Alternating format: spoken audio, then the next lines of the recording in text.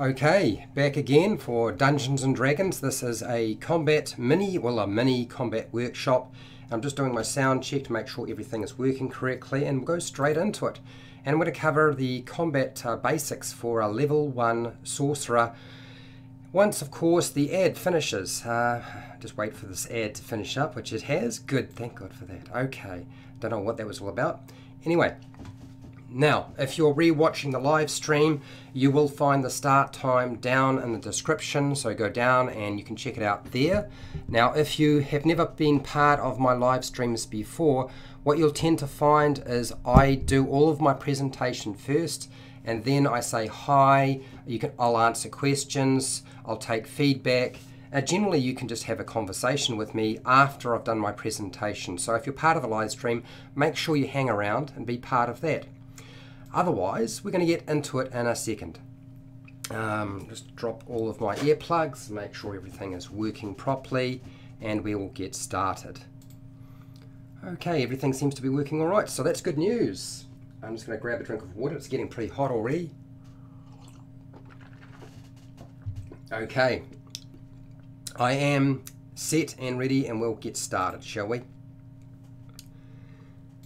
Hi, welcome to HowtoDandD. My name is Fred Wheeler, and today I want to talk about Dungeons and Dragons, and this is a miniature combat tutorial on Dungeons and Dragons, the 5e rules. We're going to cover the Sorcerer at level 1.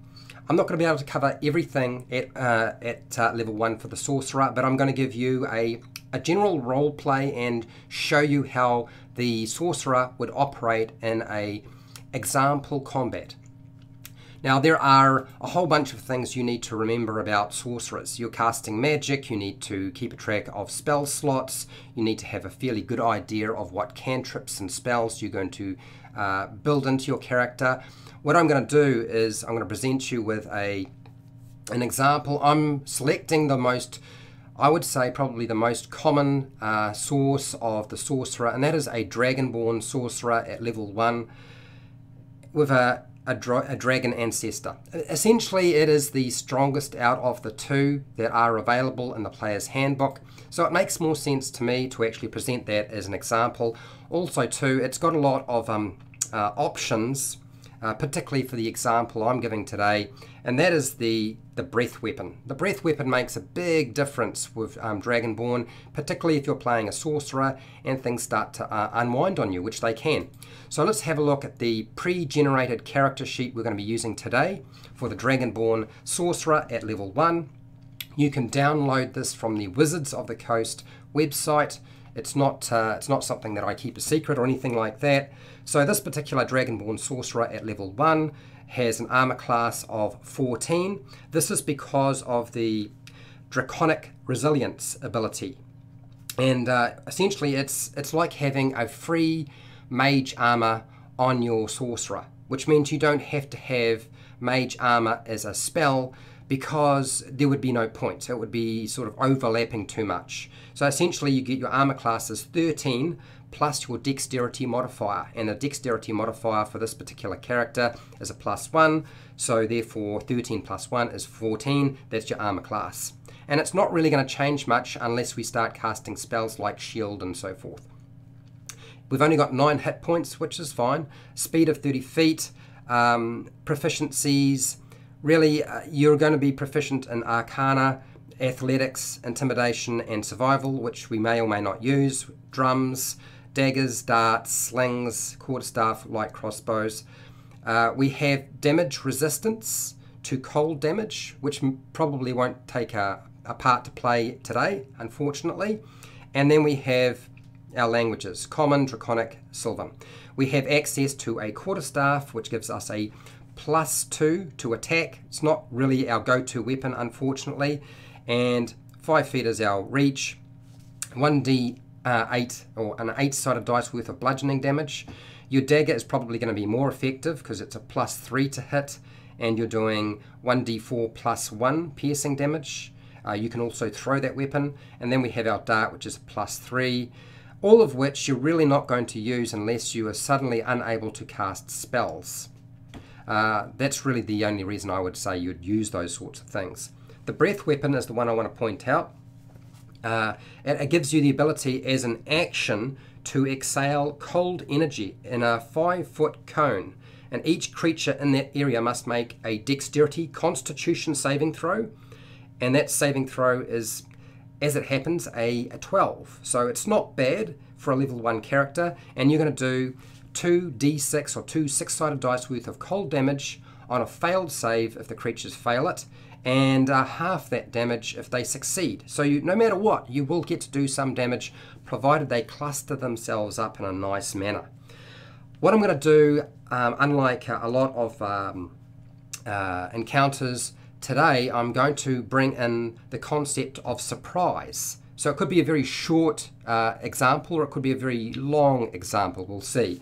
So the spells we know as cantrips are Blade Ward, really absolutely useless to you unless you have other party members with you who can do the attacking, because all it's going to do is reduce the amount of damage you take from piercing, bludgeoning and slashing. So it's going to give you resistance for 1 round, which sounds fine, but it's only useful if really you're sort of taking hits and you can't do anything else. So I wouldn't suggest it really unless you absolutely have no other choice. Mage Hand, not really a combat spell, could be used if you're very creative. Ray of Frost is the one we're going to go to. True Strike, really not very helpful for this character. The ones we're going to really focus on today are Ray of Frost, our slots for Magic Missile and Shield, and we're going to try and utilize our Breath Weapon for the Dragonborn. Those are the things I really want to focus on today. And of course, your opportunity to tell me I need to focus on something else will always be available near the end of the video. Okay, let's jump into our scene.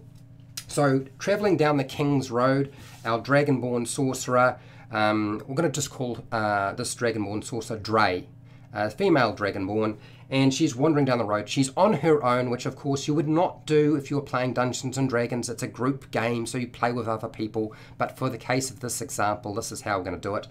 And what Dre doesn't know is that there's an ambush being set up by needle blights. These are sort of like evil plant creatures. And there's one here, and one here. And they are hiding in the bushes. So we're going to do a stealth check for them. And then once we've done that, we're going to compare that with the passive perception of our Dragonborn. Our passive perception for the Dragonborn is only 11, so it's not very high.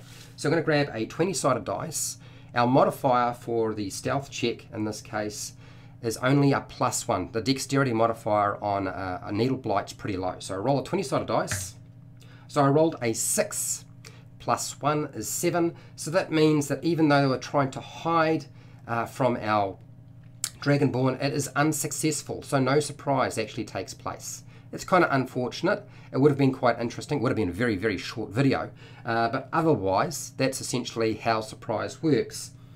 That means that there will be no surprise from anybody in the first round of combat. So we're going to roll initiative as we normally do. Essentially what happens is that the creatures give themselves away, the brushes rustle, and Dre knows something's up and starts to sort of prepare, readying herself for some sort of an attack, or that something's lurking in the bushes, or maybe spots one of these needle blight tree creatures moving in the brush, and that's what triggers our combat. So we'll start off with the Sorcerer, and I'm going to roll a 20-sided dice, adding our dexterity modifier, because that's what our initiative will be based off. It's not very good though. I rolled a 2 + 1 for dexterity modifier. It's only 2 + 1 is 3. It's very low. So we'll stick that down here. Sorcerer. And we only got a 3. That means that I suspect that our needle blights are all going to wind up getting a lot better than that. So I'm only rolling 1 dice for the initiative for our needle blights. Okay, rather than 1 for every single one, it would just be a drag. It's just cleaner and easier. Same creature. So I rolled a 6 + 1, so I got a 7. So everybody's getting a very low score today. Don't know why. Okay, needle blight. There we go. Oops. Needle blight. Okay, we've got 7. And we've got more than 1, so I'm just going to go needle blight Needle Blight. Because there's 3. I've been quite ruthless today in terms of how many enemies that they'll have to face. And there's where our hit points will go. And then our Sorcerer. Now Sorcerer has 9 hit points. It's not many. And each of the blights has 11. Sounds terrible, doesn't it, Fred? What are you trying to do? Okay, so essentially this is how it's been organised. It means the blights will get to go first. They'll get to act on the first round of combat. I'm going to use the magnets over here, so I'll get rid of these magnets because it's just a distraction if they're there, right? I was thinking about that before. I was thinking 1 magnet's enough, Fred, 1 magnet. So starting at the top of the first Needle Blight. What are we going to do with our Needle Blight? Well, I think the first thing I'm going to do, since they were trying to surprise and ambush our Dre, the Sorcerer, we're going to just make a ranged needle attack. Now it has a range of 30 feet, so 1, 2, 3, 4, 5, 6, so that's 30 feet there. It's outside of 30 feet, which means it's going to be at disadvantage because it can go to an extreme range of 60 feet, but I get disadvantage on the attacks. Okay, so I'm going to roll with disadvantage for each attack, and that will determine where we're at, basically, in terms of hitting Dre. Now remember, Dre's armor class is a 14, so first Needle Blight, and I rolled a 7, and the modifier for the needle attack is a 3, so 7 plus 3. So you remember, with disadvantage, we take the lowest number on the dice, and out of the 2 dice, there's a 14 and a 17, so we take the 7. Okay, so that essentially means that all we're going to do is miss, because 7 plus 3 is 10. It's lower than the armor class of Dre. So moving on, I'm going to just change those dice out. They don't really show up very well on the camera. So next one, same sort of thing. So 5, 10, 15, 20, 25, 30, 5, 10, 15, 20, 25, 30, just in range, still at disadvantage. Okay, so I got a 2 and a 13. So 2 plus 3 is not very high, it's only 5. It's not equal to or greater than the armor class of Dre, so that one misses. Same thing with this one. I'm not going to apply cover because even though there's a rock there, I feel like the line and path is relatively clear. There is a line and path that's relatively clear. Okay, oh, this is where things get interesting. I rolled quite high this time. I rolled a 17 and an 18. So I take the lowest result, which is the 17, add my plus 3 for my Needle Blight here, which is 20. 20 is equal to or greater than the armor class of Dre, which is 14. So we hit. We're going to do some damage now.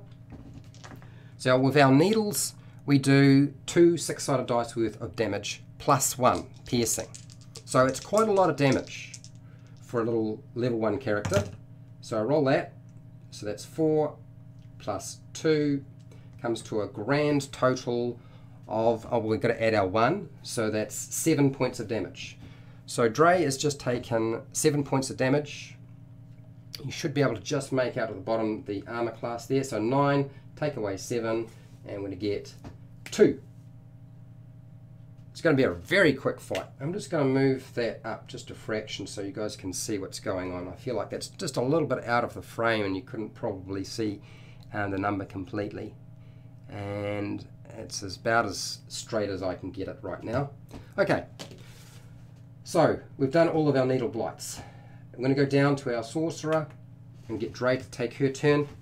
Now Dre has the option of running away at this point. Absolutely, completely legit. Use your movement, move 30 feet, use your action, move another 30 feet, and that would probably get you out of harm's way and you know, just end the combat. But we're not going to run. We're going to do the exact opposite. Instead, what we're going to do is we're going to move up and we're going to cast a spell. And the spell we're aiming for is Ray of Frost. Ray of Frost is one of those things. Now, bearing in mind, I could have used a reaction to stop that hit that hit Dre. That was definitely an option. So for those of you who are wondering why I didn't do that, one, because I just wanted to have the Sorcerer take a few hit points to begin with. I can still do it later on. It's not like it's not an option to me. So it's still possible to do it. So just because Dre has 2 hit points is not the end of the story. Okay, so moving up, I'm going to move up and I'm going to go 5, 10, 15, 20, 25, 30. I'm going to place myself here. Now there's a reason why I'm doing this. I'm outnumbered. I really want to lull them into a sense of having the advantage so they get in closer so I can use the breath weapon. That's what I'm trying to do. So I'm going to target this creature. I'm going to give it cover because it's in the brush, so that'll be +2 to whatever its armor class is. Its armor class is normally a 12, but in this case it's going to be up by +2, so it's now 14. So we're going to shoot it with a Ray of Frost. So grab our 20-sided dice. It's a ranged spell attack, Ray of Frost. It has a range of 60 feet, and it will slow things down a little bit. Now I could also target this creature. In fact, I'm going to do that instead. We'll target this creature here. Roll your attack dice. Oh, I feel like maybe that is a cocked dice. Yeah, there we go. We're going to call that a cocked dice today. We'll roll that again. And that might be a cocked dice as well. No, it isn't. Okay. All right, so we've got an 18. 18 plus our spell attack modifier for Ray of Frost, which is a +5. So 18 plus 5 is 23. 23 is greater than or equal to the armor class of our Needleblight, who currently has 14.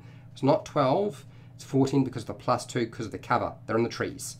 Okay, so going to do some damage. So grab your 8-sided dice. You do not add your proficiency modifier to this damage. You do not add your spell attack modifier to the damage done with a cantrip. This particular cantrip is just the 8-sided dice. That's it. So I rolled a 1. So it's not very much damage. That's all right. And we'll just go, this is the middle one, so we'll just take out that. Go down to 10. Like so. There we go. Not a lot of damage, but that's all right. It doesn't matter. Next. Moving back up, and it's the Needleblight's turns. I'm going to have the Needleblights move out of cover and attack.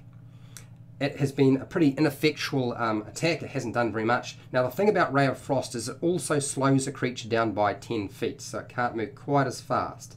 So this creature's got 30 feet, so it's going to move up and just go in, and it's going to move and use its claws instead of its needles this time. This one's going to move up as well, 5, 10, 15. And this one is going to move as well. Now its speed is normally 30 feet, but it's now going to be reduced by 10 feet, which means it can only move 20 feet. So that's 5, 10, 15, 20. It now has to use its action to move again to get engaged in and actually be able to target Dre. But instead of doing that, it's going to just make a needle attack. Now that sort of throws out my ability to use my breath weapon. And I know what you're thinking, well Fred, if that's the case then it's all gone to custard and it's made things more difficult. Well, not really, and I'll show you in a second. So we'll make our attacks first with the Needleblights. They don't have disadvantage, they don't have advantage on the attacks.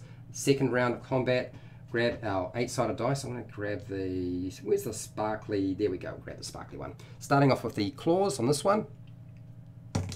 So I rolled a 3, add 3, that's 6. 6 is not equal to or greater than the armor class of Dre, so that's Blight 1, unsuccessful. This one is going to throw needles at Dre this time.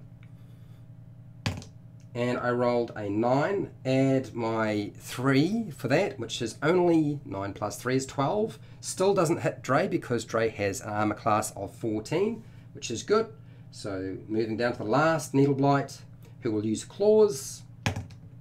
I rolled an 18. Okay, 18 plus 3. Not good, that's 21. That's definitely greater than or equal to the armor class of Dre, who's only got 14. So this is when we're going to use our reaction and use shield. Okay? Now, the problem with using shield in this situation, unlike most other situations, it's going to be a good option.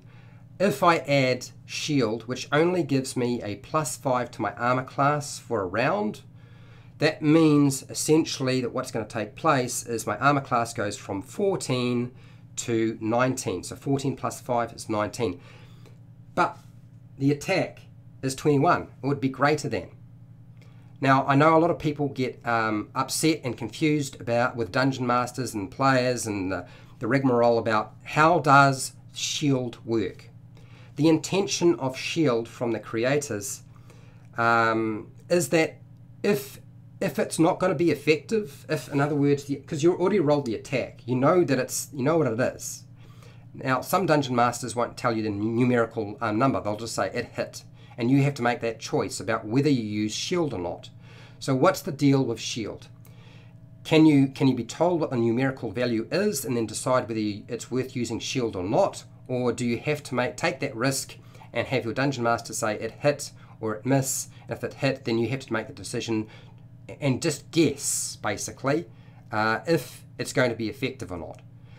I'm not going to get into it. I think the designers really intended for there to be metagaming taking place rather than for shield to be used as a guesswork spell. That's my view of shield. I haven't done a video on the topic as such, but I know it's a topic that's come up a few times, and I honestly think it's better to allow, it's a first level spell with a first level character. There's only so many shields you can throw up, even at higher levels, without burning higher level slots. It's a sorcerer, so knocking a sorcerer down is actually pretty easy. It's not that hard to do. So therefore, I think it's kind of reasonable to allow the players to actually know what the numerical value is. Okay, all right, so in this case, it's not going to work. Putting up shield won't help. So it's going to take some damage. So we're going to roll for the claws, and that's a 2 4-sided dice plus 1. That's a lot of damage. That's probably going to take out the sorcerer. Down we go. So I rolled a 1 and I rolled a 2. 2 plus 1 is 3, plus another 1 is 4. So 4 is going to reduce our sorcerer to 0 hit points. And I know what you're thinking, well Fred, we didn't even get anywhere near casting any of the other spells. What are you thinking? Well, because like all things, I can just turn the clock back if I want to. Okay, so we move down and we have some death saving throws. So roll a 20-sided dice. It's a death saving throw. You don't add anything to this dice roll unless you have a spell that increases or gives you bonuses or benefits to a saving throw or a death saving throw. Okay, all right, so rolling my, now I don't want to get a 1, that would be bad. A 10 means 1 success. 1 success. If I'd got a 1, I would get 2 failures. If I'd got a 2 to a 9, I would get 1 failure. If I roll a 10 through to 19, I get 1 success. If I get a 20, I can get back up on my turn with 1 hit point. And as it happens, I can get up, because it's the very first thing you do, is at the start of your turn, you make that saving throw. So it means you can still do something if you need to. That doesn't happen for me in this case. But that doesn't matter. Because, as I said, I'm the Dungeon Master, and I can just turn back the clock. I'm going to just eliminate that damage there. Plonk. And I'm going to give back Dre her hit points.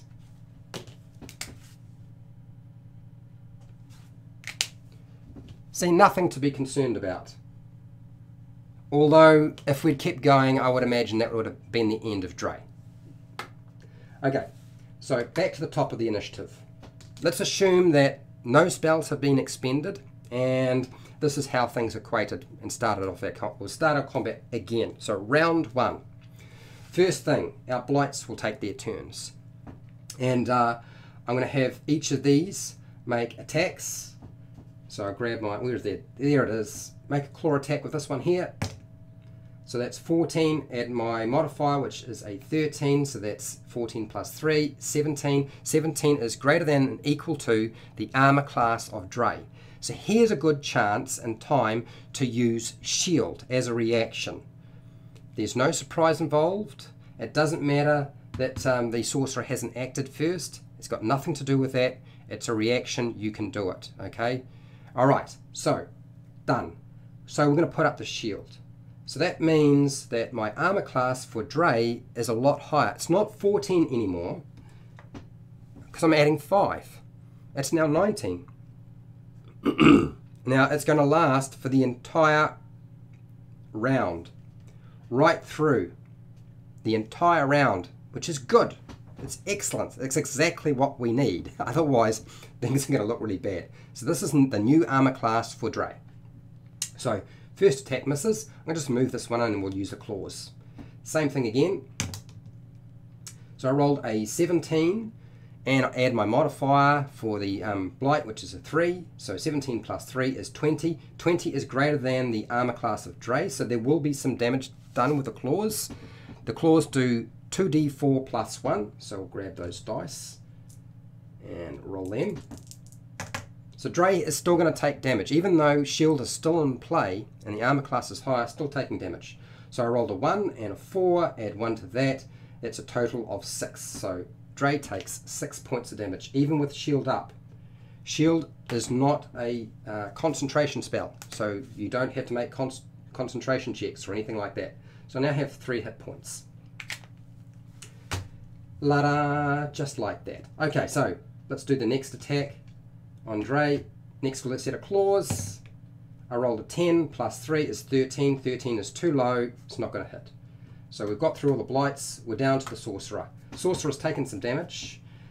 Now here's an opportunity to think about how you can position yourself for an attack so you can use a breath weapon. Now the breath weapon can be from any corner on the square. If you're using a grid, it's from any corner, so it doesn't matter. But to do that, I have to take a risk.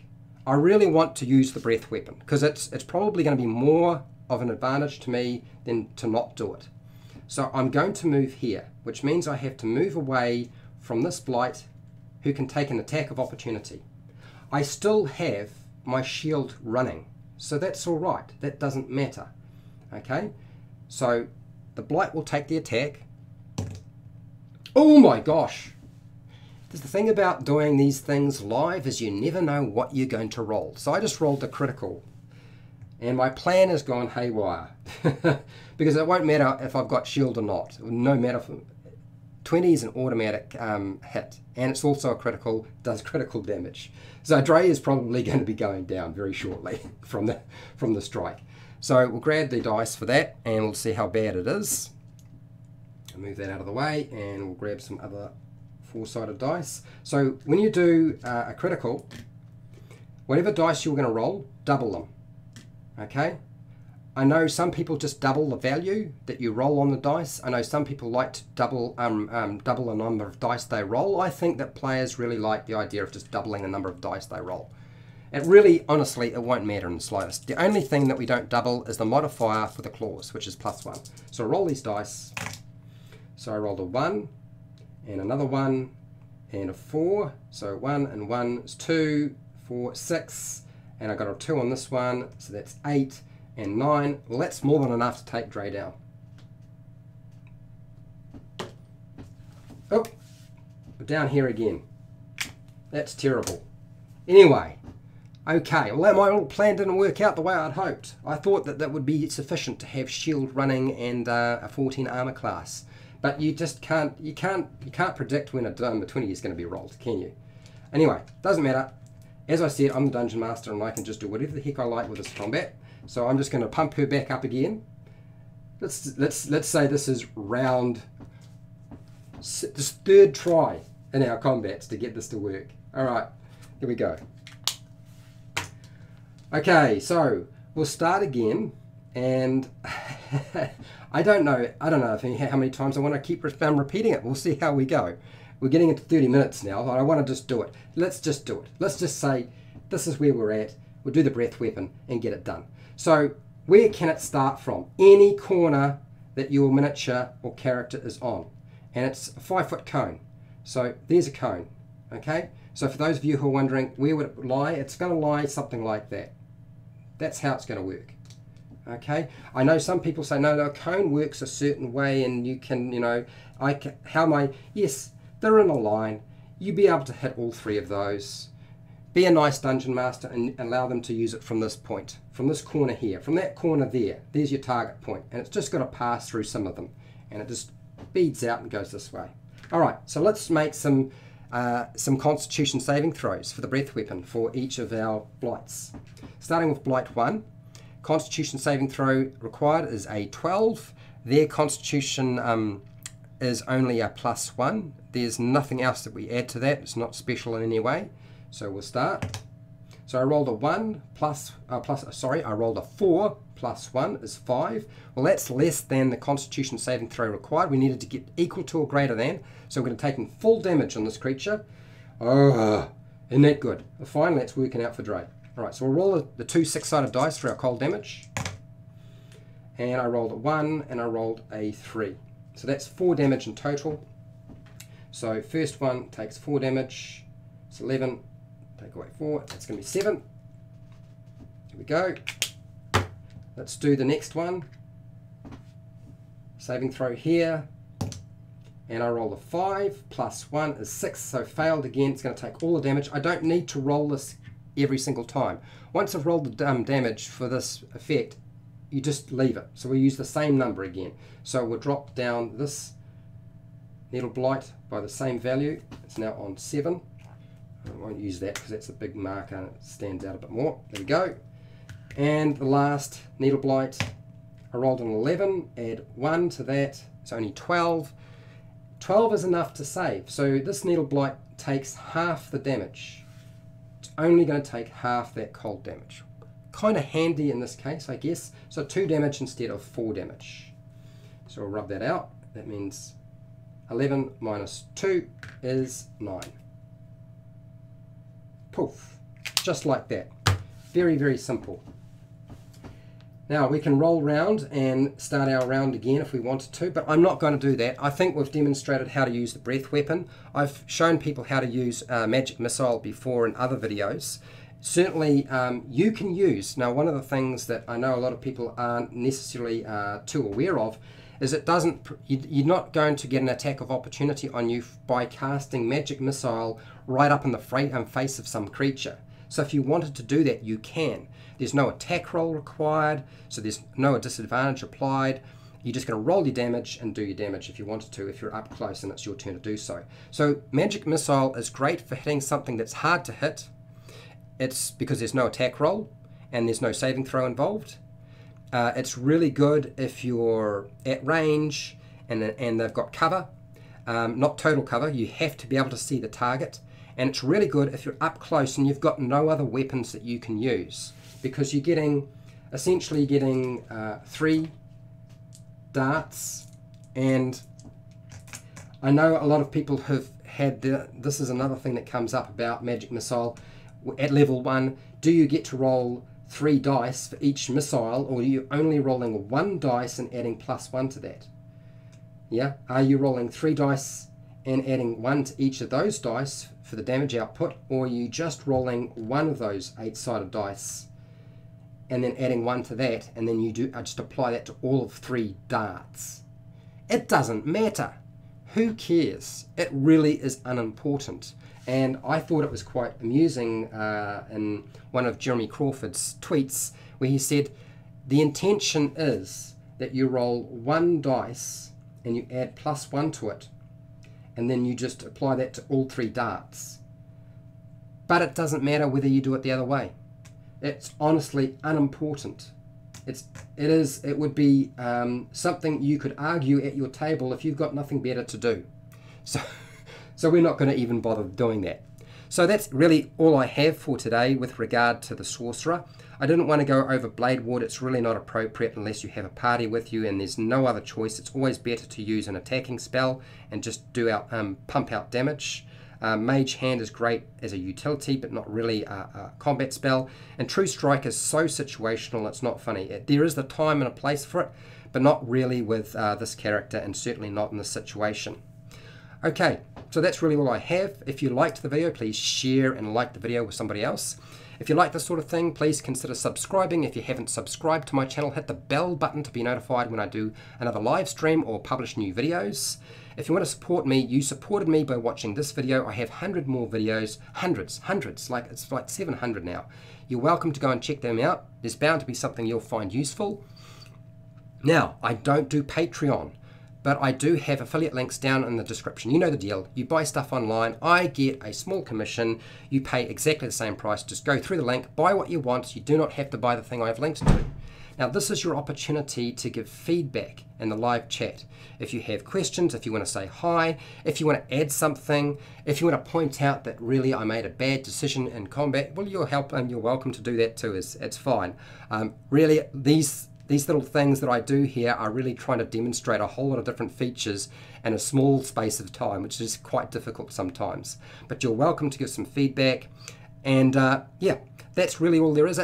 Now, if you're not part of the live stream, then that's what the comments section is all about. Down in the comments. Now, if you put in comments that are not very nice, I'm not going to respond. But if it's a legitimate question, and yeah, I will generally respond to most people. Anyway, that's it. And hey, till next time, keep rolling those 20s. Okay, I'm not gone, but I do need to drink some water. And isn't it funny how when you plan out a combat, the dice tell the story? You know, when it comes to Dungeons and Dragons, it's still a dice game, and you can't be prepared for things to work out and plan out how things are going to work. I can do that with a pre-recorded video, but there's no way I can do that with these things. Who knows that I was going to roll a 20 with a needle blight? Who knows that my attempt to show how the sorcerer can take damage and how needle blights can take damage was going to unfold. You just can't tell. Okay, let's go to the live chat and see how we're doing. Hi Darren, how's it going? Nathan Kelly, thanks Fred. You're welcome, Nathan. I'm glad if you found this useful, that's exactly what it's for. Ethan, what's this? Are the dice plotting against your live streams? Mate, you could be right there. It might be that's exactly what's taking place. All of these dice are in league with each other. They've been conspiring and chatting and organising for the last week, because I've had this thing advertised for the last, what is it, 5 days? All these dice have been thinking, how can we screw with Fred's head and make his live stream combat tutorial look like a bit of junk? I think I'm blaming my dice now, but the only dice I have, so anyway, what's that, Darren? Just like players one-shotting the big bad guy. Yeah, exactly. And what's that, Ethan? They've achieved sentence. Burn them all. I can't afford to. I just don't have that many dice anymore that I can go and get my hammer and smash them or stick them in the microwave and melt them down or burn them in a fire. It is what it is. I think at least we demonstrated how to use Ray of Frost. We demonstrated how to use the breath weapon. We demonstrated how to use shield. We also demonstrated how dangerous a needle blight could be, certainly 3 of them against 1 player character. And being a sorcerer, it is what it is. You can't change that fact. Okay, so what is happening for tomorrow? For those of you who are still here and who are Dungeon Masters, I will be running a Dungeon Master Q&A. So that's questions and answers for Dungeon Masters tomorrow. Today was really supposed to be for the players, so they had an opportunity to ask questions about anything related to combat in Dungeons and Dragons. And I was focusing on the Sorcerer simply so I had something to talk about, and because I haven't done one on the Sorcerer yet. What is likely to happen in the future next week in terms of the mini combat tutorials is you're either going to see the Cleric or you're going to see the Druid. Because I don't have the Ranger and the Paladin ready to go. I might be able to make that happen, but I think it's probably going to be the Druid or the Cleric, and we'll play that out and see how that works. So yes, tomorrow, if you're a Dungeon Master, I'm going to be running that live stream about 12:30 PM New Zealand Standard Time. That is so that the light doesn't hit me in the face and wash me out. So you will see me. And yes, I will wear a hat. For those of you who want me to wear hats, it's kind of warm right now, but yeah, my hair's not looking that great, so I'll hide it with a nice Christmassy hat. So I'm going to take off since there's no more questions and no more comments in the live stream. You guys have a good night, good evening, good afternoon, good morning. Look after yourself, look after the people that you love, and I will see you tomorrow for those of you who are showing up for the Dungeon Master live stream. Now, if you are a player, there's no reason why you can't show up to that. Just be warned that we might talk about spoiler stuff. So you might want to take that opportunity to not show up for that particular live stream. Okay, that's me.